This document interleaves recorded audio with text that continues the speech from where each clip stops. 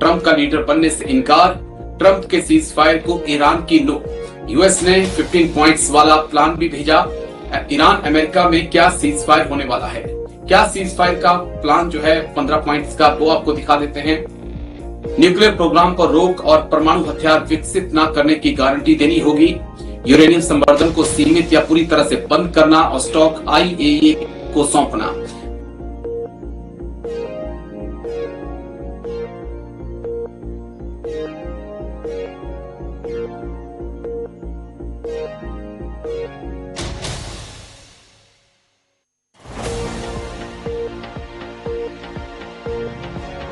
और बाकी ग्राफिक्स आप साइड में प्ले कर दीजिएगा, फिर एक्सपर्ट्स के पास हम चलेंगे।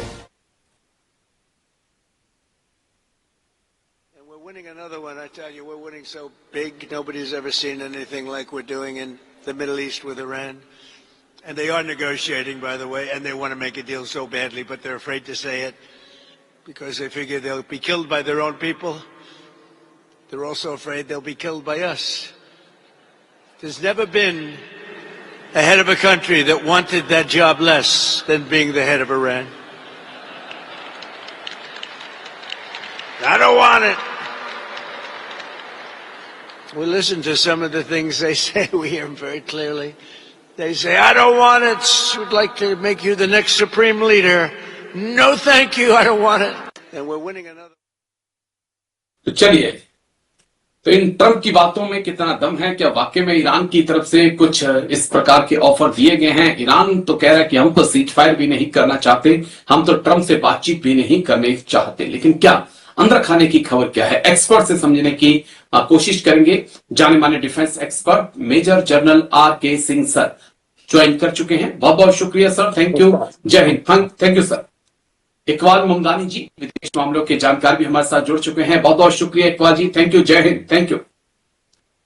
चर्चा की शुरुआत major general R K Singh sir आपके साथ मैं करना चाहूंगा। सबसे बड़ी बात तो यही कि ट्रंप कह रहे हैं कि ईरान बोल रहा है कि हमारा सर्वोच्च नेता आप ही बन जाइए, और ट्रंप कह रहे हैं कि मैंने तो मना कर दिया। किस प्रकार से ट्रंप के इन बयानों को देख रहे हैं? और दूसरी तरफ जो 15 पॉइंट सीज फायर के लिए ट्रंप ने सौंपे हैं, क्या वाकई में आपको लगता है कि ईरान इनके लिए तैयार होगा? सर देखिए राजेश जी, सबसे पहले तो ट्रंप आजकल क्या क्या कहते रहते हैं उस पे थोड़ा सा मीनिंगलेस बहुत सारे उनके जो वक्तव्य हैं वो मीनिंगलेस, अजीबोगरीब स्टेटमेंट्स देते रहते हैं। तो उस पे हम लोग ध्यान ना दे करके ना, मतलब हम लोग ग्राउंड पे जो हो रहा है उस पर ध्यान दे करके हम लोग अपना असेसमेंट बनाने की कोशिश करेंगे। अब ईरान उनको वो कह रहे हैं कि ईरान मुझे सुप्रीम लीडर बनाना चाह रहा है, फिर वो कह रहे हैं कि हम ईरान के साथ नेगोशिएट कर रहे हैं, ईरान कह रहा है भाई हम तो करना ही नहीं चाहते हैं। तो इसमें इस कंफ्यूजन से हट करके अगर हम ग्राउंड पे देखें कि क्या हो रहा है, आज की तारीख में पत्ते जो हैं वो ईरान के पास हैं, क्योंकि हॉर्मुज पर कंट्रोल है, मिसाइल अटैक अभी भी चल रहे हैं। तो ये दोनों में ही यूएसए जो है वो कहीं ना कहीं इनकी असेसमेंट में गलती हो गई है। जो ईरान की कैपेबिलिटी थी उसको इतने एरियल अटैक करने के बाद, कंप्लीट एयर स्पेस के ऊपर कंट्रोल करने के बाद, ये लोग अभी तक मिसाइल कैपेबिलिटी और उनके लॉन्चर्स जो हैं ध्वस्त नहीं कर पाए हैं, और ड्रोन कैपेबिलिटी। तो इन दोनों तरीके से आज उनके जो बेसेस हैं गल्फ में, जो ऑयल इंफ्रास्ट्रक्चर है उस पर अटैक हो रहा है। तो आज की तारीख में पत्ते जो हैं वो ईरान के पास हैं। यूएसए उसको बदलने की कैसे कोशिश कर रहा है? तो अब वो खर्ग आइलैंड पर सबसे पहले उन्होंने धमकी दी कि हम सिविलियन इंफ्रास्ट्रक्चर, पावर इंफ्रास्ट्रक्चर को हम ध्वस्त कर देंगे। फिर उन्होंने कहा हम पीस प्रपोजल हमने दिया है, बातचीत चल रही है, 15 पॉइंट प्रोग्राम है, तो वो 5 दिन के लिए पॉज कर दिया, और अब वो खर्ग ऑन ग्राउंड ऑपरेशन करने के लिए तैयारी की जो है वो खबर मिल रही है। तो ये यूएसए के तरीके हैं अपने आप को पोजीशन करने के लिए कि वो ईरान पर प्रेशर बनाने के लिए कि वो वो बातचीत करें या सरेंडर करें या जो भी करें। जहां तक ग्राउंड ऑपरेशन का सवाल है, तो वो लास्ट ऑप्शन था, लास्ट, ये ऑप्शन था ही नहीं। यूएसए के जी। लिए ये ऑप्शन नहीं था। ये लोग हमेशा कहते रहे हैं कि भाई ग्राउंड ऑपरेशन नहीं करना है, और अगर ग्राउंड ऑपरेशन करने की जरूरत पड़ रही है तो ये अपने आप में ही एक बहुत बड़ी उपलब्धि है ईरान के लिए। और अगर ग्राउंड ऑपरेशन होगा, इनके अगर कैजुअलिटीज होते हैं, तो उनके उनके जो जो डोमेस्टिक जो ऑडियंस है, वो इनके इनके खिलाफ जो है वो पूरे तरीके से ऑलरेडी ऑलरेडी काफी डोमेस्टिकली जो है वो यूएसए में काफी इसके ट्रम्प के खिलाफ ओपिनियन बन रहा है। और अगर वो ओके। ग्राउंड ग्राउंड ट्रुप्स में कैजुअलिटीज होते हैं, और ये जो ग्राउंड ऑपरेशंस होते हैं ना, ये एक तरीके से शक खींच लेते हैं और ये लंबा चलते हैं। ये ऐसे नहीं होगा कि अगर ये एक बार शुरू होगा तो ऐसा नहीं होगा कि ये कल ये लोग खत्म करके निकल जाएंगे। तो आज की तारीख ओके। में ग्राउंड पर ये सिचुएशन है कि पत्ते पत्ते ईरान के पास है सब ट्रम्प आज के, की तारीख में। सब ईरान के पास ये है। लोग कुछ कुछ प्रेशर बनाने की कोशिश कर रहे हैं, अभी आगे देखते हैं क्या होता है। क्या होता है। लेकिन इकबाल जी, बहुत बहुत मुबारकबाद। ट्रम्प कह रहे हैं कि भाई मैं तो अब नया सर्वोच्च नेता बनने वाला हूं ईरान का। कैसे आप ट्रम्प के इस बयान को देखते हैं? क्या ये जो ट्रम्प की डोमेस्टिक ऑडियंस है उसको खुश करने का तरीका, या फिर पाकिस्तान के रास्ते पर ट्रम्प निकल चुके हैं कि हम जीत गए, हम जीत गए, हम जीत गए, उस प्रकार का एक माहौल बनाना जो है अमेरिका ने शुरू कर दिया है। पीटर हेगसेथ को कहें, डोनाल्ड ट्रंप को कहें, अब वो यही शो करने की कोशिश कर रहे हैं कि इस जंग में वो जीत गए हैं, हमने एयर डोमिनेंस हासिल कर लिया है, हमने ईरान को पूरी तरह से तबाह कर दिया है। क्या उस रास्ते पे ट्रंप बढ़ते हुए दिखाई पड़ रहे हैं? धन्यवाद राजेश जी। देखिए, सिंह साहब ने पहले ही कर दिया है साफ कि ट्रम्प जाप जो है वो उनकी मेंटेलिटी क्या है। जब जंग शुरू हुई थी वो 4-5 दिन की थी बकौल जी। ट्रम्प साहब के, लेकिन फिर 3-4 हफ्ते हो गई। उस वक्त उन्होंने ये भी कहा कि जो मेन लीडरशिप थी उसको मार दी गई है, सेकंड लीडरशिप को आने नहीं देंगे। फिर उन्होंने एक बार ये भी दावा किया कि जो सेकंड लीडरशिप आएगी, रिजीम चेंज जो होगा उसके अंदर मेरी मध्यस्थता मुझे पूछे बिना नहीं आप कुछ कर सकते हो। फिर कभी उन्होंने ये भी कहा है इस पूरे मामले के अंदर कि इस जंग को हम खत्म करना चाहते हैं, फिर कहानी हम अटैक करेंगे। तो ट्रम्प के अलग अलग स्टेटमेंट हर बार, मतलब हर 2 घंटे के बाद एक ट्वीट उठा करके देख लीजिए तो ट्रम्प का स्टेटमेंट अपने ही खिलाफ रहेगा। तो ओके। इसमें कोई नई बात नहीं है। इस बार जो उन्होंने ये दावा किया है कि उन्हें ईरान का सुप्रीम लीडर बनाना चाहते हैं, देखिए अभी उससे पहले जब बयान आया था तो उन्होंने कहा था कि आयतुल्लाह खुमैनी, अली जो खुमैनी जो है उनको हमने मार गिराया है, अब जो दूसरे लीडर है वो मेरी मर्जी से बनेंगे। उसके बाद कुछ ही देर के बाद उन्होंने कहा कि नहीं, वो लीडरशिप आ चुकी है और वो सेटलमेंट करने को तैयार है और मुझे बहुत बड़ी बड़ी गिफ्ट वो भेज रहे हैं, मैं उस पर मानने को तैयार नहीं हूं। अच्छा, पहली लीडरशिप इसीलिए खत्म की गई कि उनका मानना था कि वो न्यूक्लियर पावर बनाते हैं, वो हमारी मानते नहीं है, अमेरिका पे अटैक करते हैं। तो जब आपने पहला हमला किया तब अली खुमैनी और उनके करीबी 40 लोग लगभग जो है वो उस हमले में मारे गए। आपके ऊपर जो अटैक किया वो तो नई रिजीम ने किया है, आप उसको किस जी। तरीके से मान रहे हैं? फिर आप एक तरीके से उसको तस्लीम कर रहे हैं कि ठीक नहीं है। नहीं, हम मान रहे हैं कि वो हमसे बातचीत करे। तो ट्रम्प खुद जो है वो बौखलाए हुए, उसकी बड़ी वजह है कि 28 तारीख को पूरी अमेरिका में जो लोग सड़कों पे आने वाले हैं, ये कहा जा रहा है कि तकरीबन 9 मिलियन के आसपास लोग जो है वो सड़कों पे रहेंगे और मिड टर्म इलेक्शन ट्रम्प के लिए बहुत बड़ी मुसीबत बनता जा रहा है। दूसरा, एंट्री अपनी मर्जी से होती है, मेजर साहब बहुत अच्छी से जानते हैं जंगों के अंदर, लेकिन एग्जिट जो होता है ना, वो आपके दुश्मन जी। पर डिपेंड करता है कि वो कितनी सलाहियत रखता है, वो कितना पावर रखता है लड़ने का। उसने पूरी तरीके से घेर लिया है। अच्छा, दूसरी बड़ी बात इसके अंदर यह है कि अमेरिका के साथ में उसे किसी दुश्मन की और जरूरत नहीं है, क्योंकि इसराइल जो है वो खुद ये चाहता है कि अमेरिका इस जंग में किसी भी तरीके से अटका रहे। उसकी वजह है कि तकरीबन 4 ओके।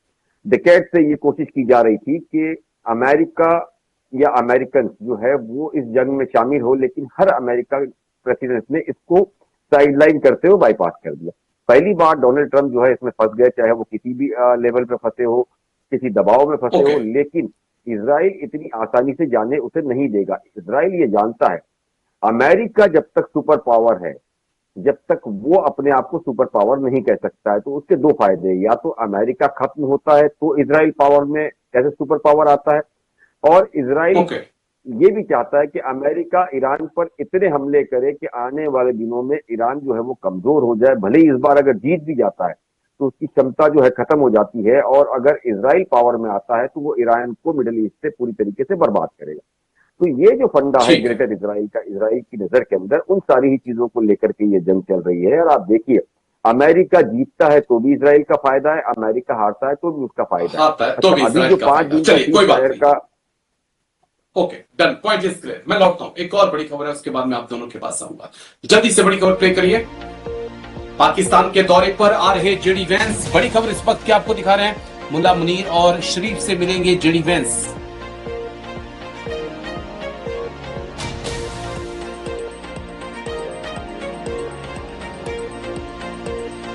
जेडी पे हैं, इस बात को लेकर भी कयास हैं।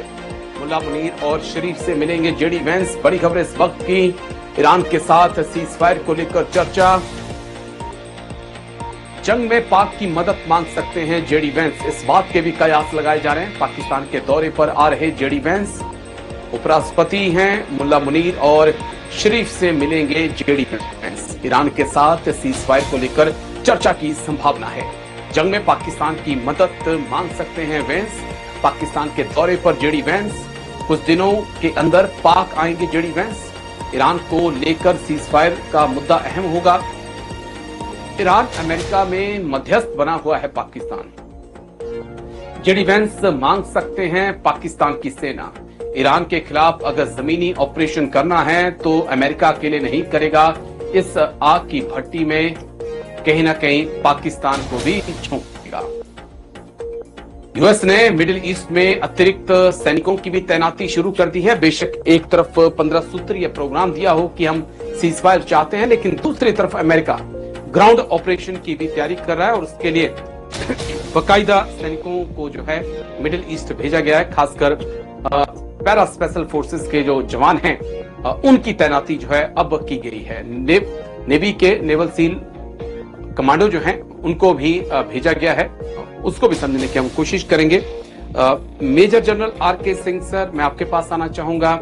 जेडी वैंस पाकिस्तान के दौरे पर, पाकिस्तान मध्यस्थता करता हुआ, और इस बीच क्या वाकई में मध्यस्थता को लेकर कोई बातचीत, या फिर अगर ग्राउंड ऑपरेशन करना है तो पाकिस्तान के ऊपर एक प्रेशर कि इस जंग में हम अकेले नहीं कूदेंगे, आपको अपनी फौज देनी होगी। सर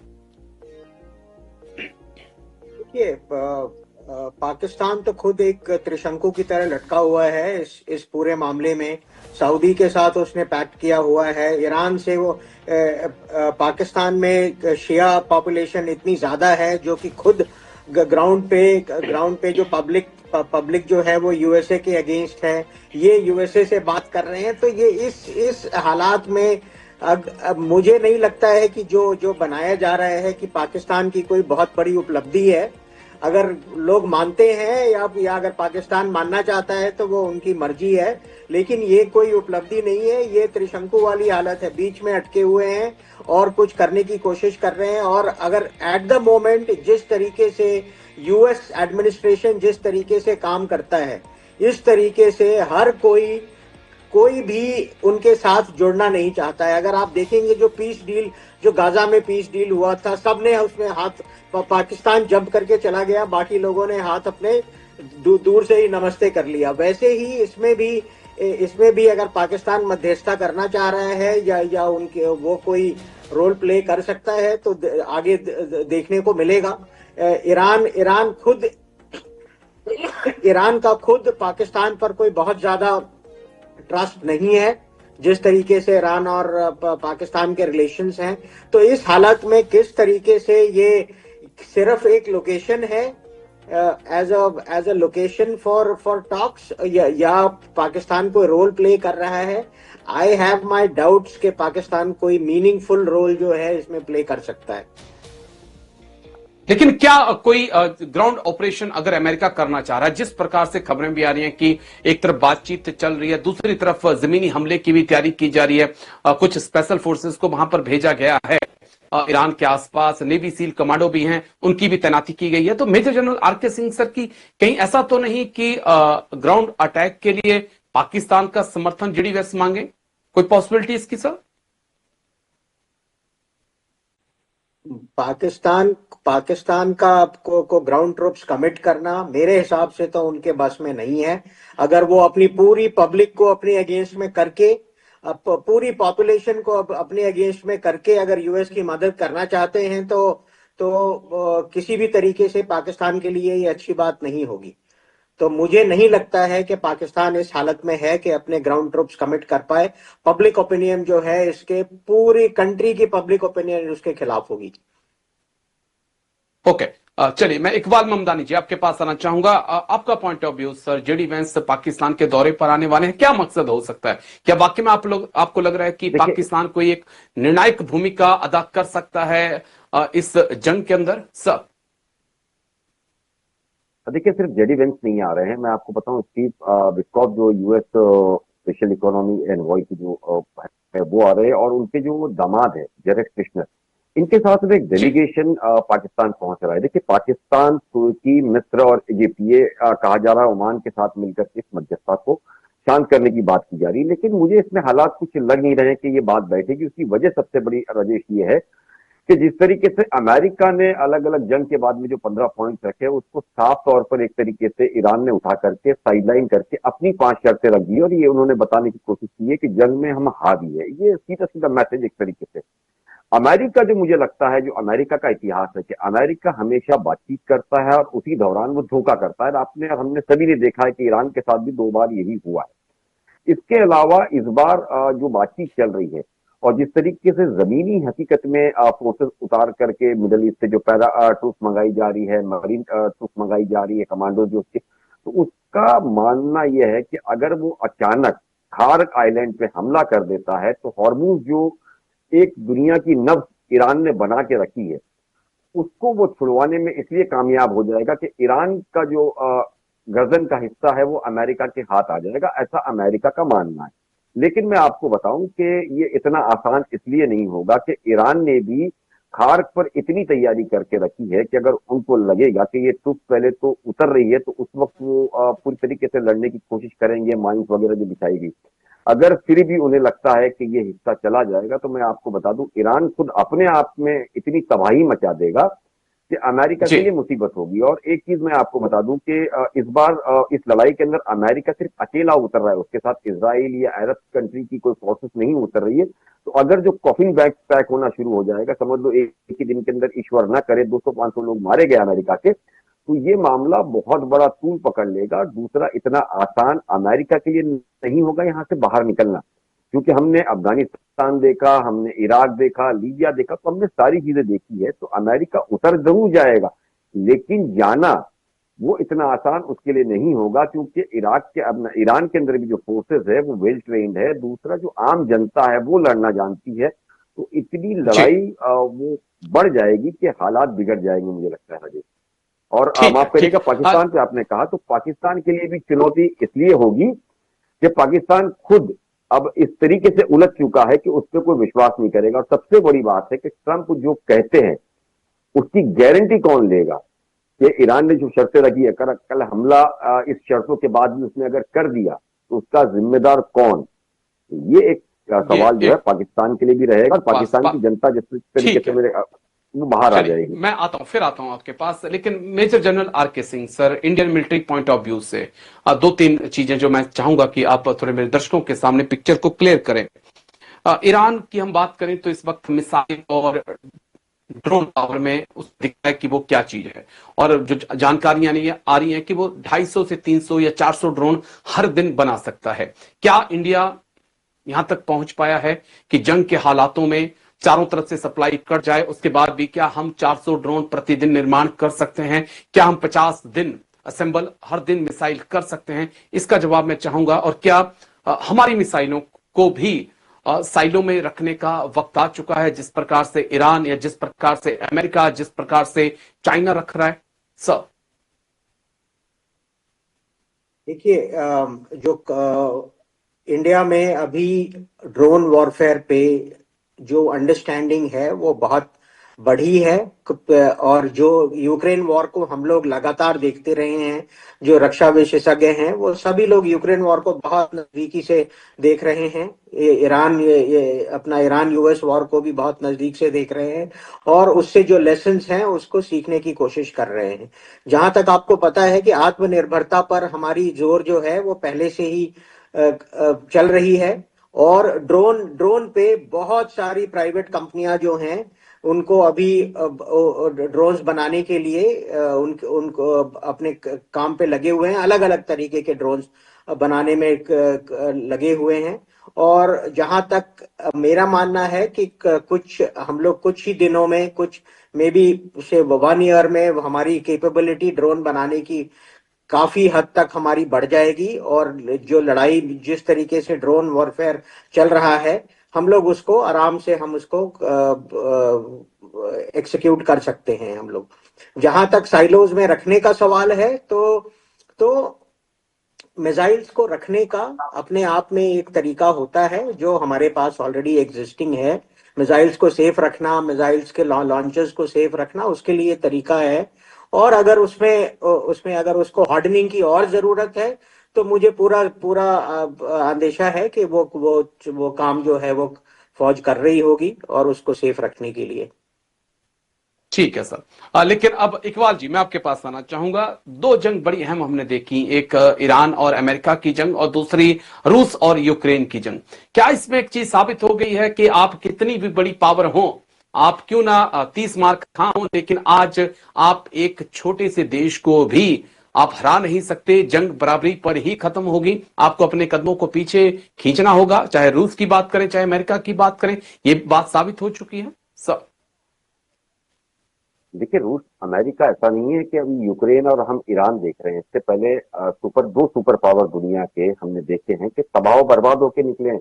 एक रशिया, जो उस वक्त सोवियत हुआ करता था, जो जी अफगानिस्तान से खाली हाथ निकला है। अमेरिका आधी रात को भागा है सुपर पावर होकर के, $80 बिलियन के हथियार छोड़ करके। तो ये बिल्कुल साफ है कि जो हम समझ करके सुपर पावर जब तक ऊपर हवाई से हमला करना है या ऊपर से रॉकेट या लॉन्चर्स मारना है तो वो बात अलग है।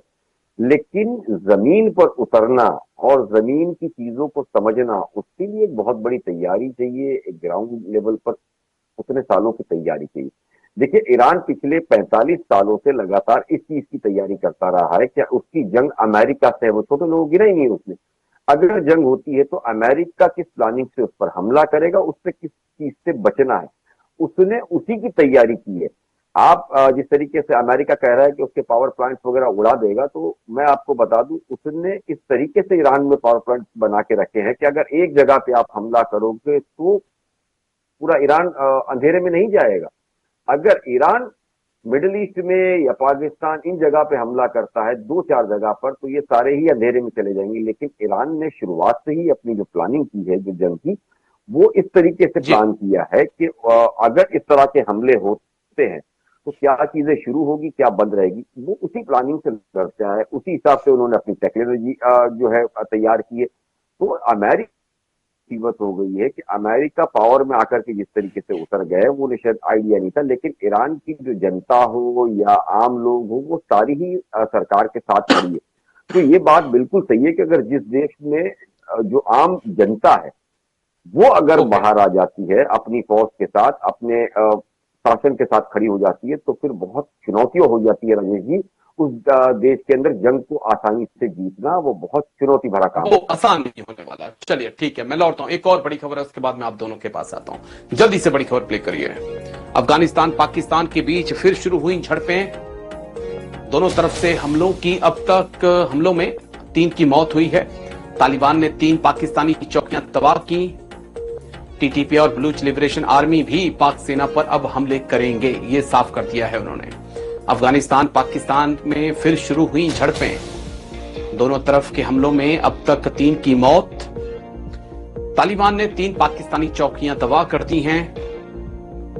टीटीपी और बीएलए भी पाक सेना पर हमले करेंगे। बड़ी खबर है इस वक्त की, अफगानिस्तान पाकिस्तान में फिर शुरू हुई झड़पें। इस वक्त की बड़ी खबर, दोनों तरफ के हमलों में अब तक 3 की मौत हो चुकी है। तालिबान ने 3 पाकिस्तानी चौकियों को तबाह कर दिया है। चलिए जल्दी से ग्राफिक्स प्ले करिए, उसके बाद एक्सपर्ट्स के पास हम चलेंगे, खबर को डिकोड करने की हम कोशिश करेंगे। पाक अफगान में फिर जंग, ईद पर 5 दिन का सीज फायर खत्म, पाक तालिबान में फिर शुरू हुई खूनी झड़पें, तालिबान का पाकिस्तान को जवाब, पाकिस्तान की 3 पोस्टें तबाह की, टीटीपी को लेकर दोनों के बीच टेंशन है, डोरन लाइन को सीमा नहीं मानता तालिबान, तालिबान के खिलाफ पाकिस्तान ने आईएसआईएस को तैयार किया है और इस बात को लेकर जो है तालिबान काफी ज्यादा नाराज है और उन्होंने पाकिस्तान पे ये आरोप भी लगाए हैं कि आप हमारी सत्ता को अस्थिर करना चाहते हो। लेकिन कुछ और एंगल है इस पूरी जंग के, उसको डिकोड करना होगा। Major general R K. Singh sir, ये जो तालिबान और पाकिस्तान के बीच जंग चल रही है, इसे आप कैसे देखते हैं? क्या ये कहीं सऊदी के साथ पाकिस्तान को ना जाना पड़े ईरान के खिलाफ जंग में, या अमेरिका का साथ ना देना पड़े, इसलिए पाकिस्तान पोस्टरिंग कर रहा है कि वो अफगानिस्तान के साथ उलझा हुआ है, या वाकई में अफगानिस्तान या टीटीपी इतनी बड़ी चुनौती बन गया कि मुनीर पूरी फौज लेके वहां पर उतर गए हैं? सर चलिए, अब पाकिस्तान पोस्चरिंग कर रहा है या नहीं कर रहा है, क्योंकि लेकिन जो उनकी डिफिकल्टीज हैं इस यूएस ईरान लड़ाई में, जो उनकी जो सिक्योरिटी पैक्ट है सऊदी के साथ में, यूएस के साथ में, जो वो अलाइन कर रहे हैं, जो उनका रिलेशनशिप है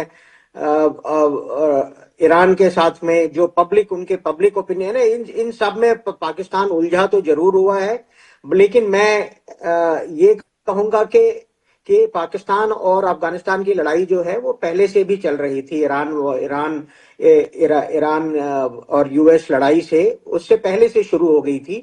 तो ये हम ना भी माने, आप छोड़ दें इसको, इस पे डिस्कस करने की जरूरत नहीं है कि ईरान जो है, कि पाकिस्तान जो है वो बहाना बनाने के लिए ईरान से अफगानिस्तान से लड़ाई कर रहा है। इस विषय को अगर हम छोड़ भी दें तो अब एक बात समझना है कि ईरान और पाकिस्तान और अफगानिस्तान की जो लड़ाई है, अब वो उस दर्जे से आगे निकलती जा रही है जहां से वापस खींचना इसको मुश्किल हो जाएगा। और पाकिस्तान के लिए पाकिस्तान अगर ईरान और यूएस की लड़ाई देख ही रहा है, यूक्रेन और रशिया की लड़ाई देख ही रहा है, अगर पाकिस्तान समझता है कि बड़ी सेना लेकर के अफगानिस्तान को हराया जा सकता है, तो वो गलत होगा ये सोचना, और पाकिस्तान इस लड़ाई में पूरी तरीके से फंस जाएगा इस लड़ाई में, और ये लंबी चलेगी। तो पाकिस्तान के भले के लिए है कि ये लोग अभी भी पीछे खींच करके इनके साथ बातचीत करके और अपना मामला सुलझा लें, नहीं तो ये बहुत लंबा चलेगा और इसमें पाकिस्तान का बहुत नुकसान होगा। ओके सर, चलिए मैं इकबाल जी आपके पास आना चाहूंगा, आपका पॉइंट ऑफ व्यू सर, जिस प्रकार से ये जो तालिबान और पाकिस्तान के बीच जंग चल रही है, यहां पर भारत का क्या रोल देख रहे हैं? पाकिस्तान लगातार ये भारत के ऊपर आरोप लगा रहा है कि भारत जो है वो तालिबान को बूस्ट कर रहा है कि वो पाकिस्तान के साथ जंग करे। सर देखिए राजेश, हमेशा जब जंगे होती है ना तो उसके अंदर सच मारा जाता है, झूठ जो है वो चढ़ के बोलता है। ओके। तो पाकिस्तान के पास दूसरा कोई ऑप्शन नहीं है। वो जो है तुरंत उसको पता है कि इस लड़ाई के अंदर लड़ाई उसी की गलती से शुरू हुई है। उसकी वजह यह है कि बगराम एयरवेज जो अमेरिका ने मांगा था उसको लेकर के अफगानियों ने मना किया था, तो ये अमेरिका को बहुत अच्छा दिखाने के लिए ये अफगानिस्तान के साथ उन्होंने इस तरह के मामला को शुरू किया है। लेकिन अब जब फंस चुके हैं तो उनके लिए दूसरा कोई मामला दिख नहीं रहा है, तो उनको लगता है कि भारत पर नाम देना बेहतर है। उसकी वजह क्या है कि अफगानी जो है ये हर चीज के अंदर उनको लड़ने में मजबूत है। पाकिस्तान जो अब तक जितनी चीजें उसने कराई है, चाहिए अफगानिस्तान, रशिया, आप देखिए कि तो उसके अंदर जो सैनिक भेजे गए थे वो अफगानी भेजे गए थे, और अब तक ये इस्लाम और मुसलमानों के नाम पर भेजे जा रहे थे। लेकिन अब जो उनके फील्ड मार्शल अभी बने हैं, असीम मुनीर हो या शहबाज शरीफ, जो कि फर्जी एक तरीके से प्रधानमंत्री आर्मी द्वारा बनाए गए हैं, उनके पास दूसरा ऑप्शन नहीं है। देखिए इस पूरे खेल के अंदर अमेरिका के अंदर भी जितनी अब ये समझौते की बात चल रही है, तो पाकिस्तान में ये भी बात चल रही है कि जो कल ट्वीट शहबाज शरीफ ने किया था वो अमेरिका से आया था, उसी ट्वीट को उन्होंने कॉपी पेस्ट किया है। तो आप इससे अंदाजा लगा सकते हैं कि पाकिस्तान के हालात बहुत खराब इसलिए है क्योंकि टीटीपी हो गया, बीएलए हो गया, लगातार आए दिन धमाके वहां होते रहते हैं। आर्मी जो है उनकी वो कंट्रोल नहीं कर पा रही है। इंटेलिजेंस पूरी तरीके से फेलियर है क्योंकि इंटेलिजेंस सरहदों को और इन सारी चीजों को छोड़कर लगी है पॉलिटिकल पार्टीज को तोड़ने के अंदर, कहीं इमरान खान को दबाने में, जनता जो है उसको दबाने में। तो हालात पाकिस्तान के हाथ से निकलते जा रहे हैं। और जो नया सर्वे आया है उसके अंदर देखिए कि टेररिस्ट को लेकर के सबसे नंबर 1 पे अगर कोई सर्वे के अंदर है तो वो पाकिस्तान है।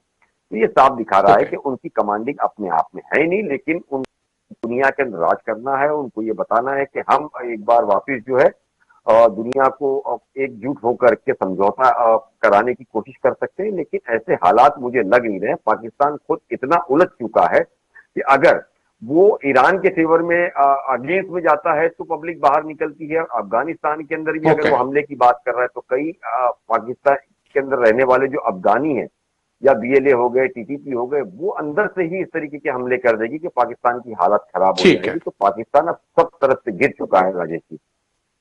ओके, चलिए, शुक्रिया, बहुत बहुत शुक्रिया आप दोनों खास मेहमानों का। Major general R K. Singh sir, आपका भी शुक्रिया। इकबाल ममदानी जी, आपका भी शुक्रिया मेरे साथ खास चर्चा में जुड़ने के लिए, तमाम पहलुओं पर इतनी बारीकी से बात रखने के लिए। डिफेंस स्पेशल में आज इतना ही। कल फिर होगी मुलाकात। दीजिए इजाजत, नमस्कार।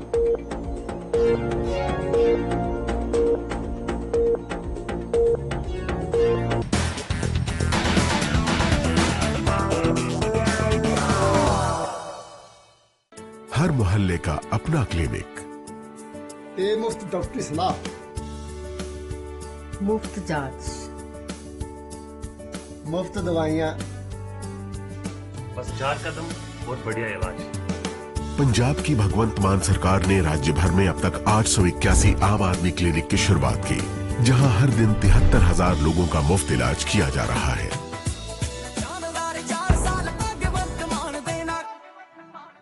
श्री अयोध्या धाम, प्रभु श्री राम के भव्य मंदिर का निर्माण और फिर शिखर पर सनातन की धर्म ध्वजा।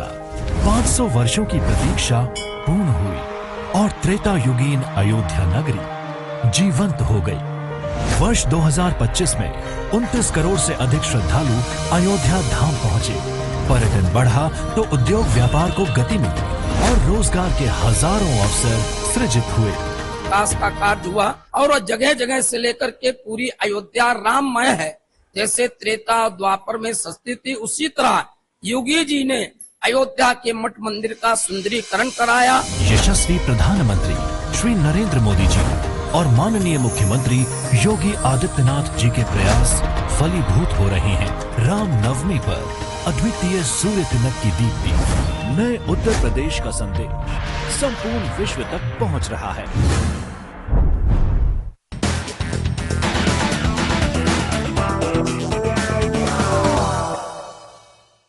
नमस्कार, स्वागत है आपका हमारे खास प्रोग्राम ग्राउंड रिपोर्ट में। अभी हम मौजूद हैं दिल्ली के जंतर मंतर पे, जहां पर जनसंख्या नियंत्रण की मांग को लेके 3 दिनों से यहाँ पे प्रोटेस्ट किया जा रहा है। आप देख सकते हैं यहाँ पे ये लोग बैठे हैं जो समाज सेवी हैं और 3 दिनों से जनसंख्या नियंत्रण कानून लाओ की ये मांग कर रहे हैं। इनका कहना है कि देश में बढ़ती जनसंख्या जो है आज सबसे बड़ा जो कारण है बेरोजगारी की, बढ़ती महंगाई की, भूखमरी की सबसे बड़ी जो समस्या है, इसका कारण बनते जा रही है। लगातार जिस तरह से इनकी मांगे हैं सरकार से, इनका कहना है कि सरकार को हम ज्ञापन सौंप दिए हैं, सरकार को इस पे ध्यान देनी चाहिए। और इनकी जो मांग है यही है कि देश में आने वाले समय में हमारे बच्चों को जिस तरह से इस देश से पलायन न करना पड़े।